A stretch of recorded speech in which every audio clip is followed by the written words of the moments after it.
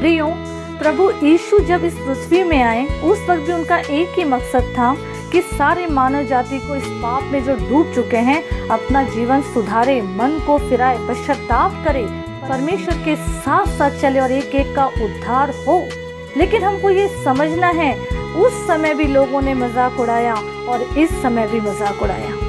उस समय लोगों ने नूह का, उसकी जहाज का मजाक उड़ाया, इस समय लोगों ने यीशु का और क्रूस का मजाक उड़ाया। हो सकता है अगर लोग उस वक्त बात को मान जाते तो जल प्रलय नहीं आता, लोग बच जाते, लेकिन ऐसा कुछ भी नहीं हुआ।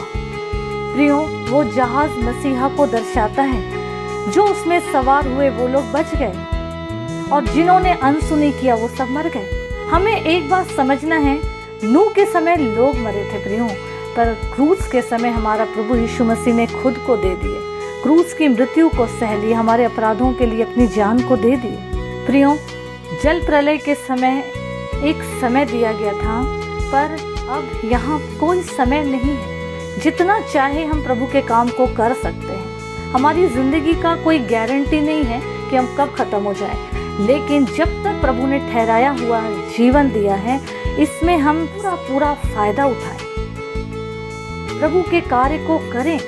दूसरा थिस्सलुनीकियों 2:12 से 15 तक अगर हम पढ़ेंगे तो उसमें क्या लिखा है, सदा परमेश्वर का धन्यवाद करते रहो, क्योंकि परमेश्वर ने आदि से तुम्हें चुन लिया है, आत्मा के द्वारा पवित्र बनकर सत्य की प्रतीति करके उद्धार पाओ।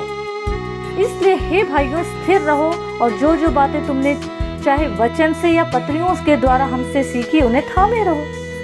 बिल्कुल क्लियर है।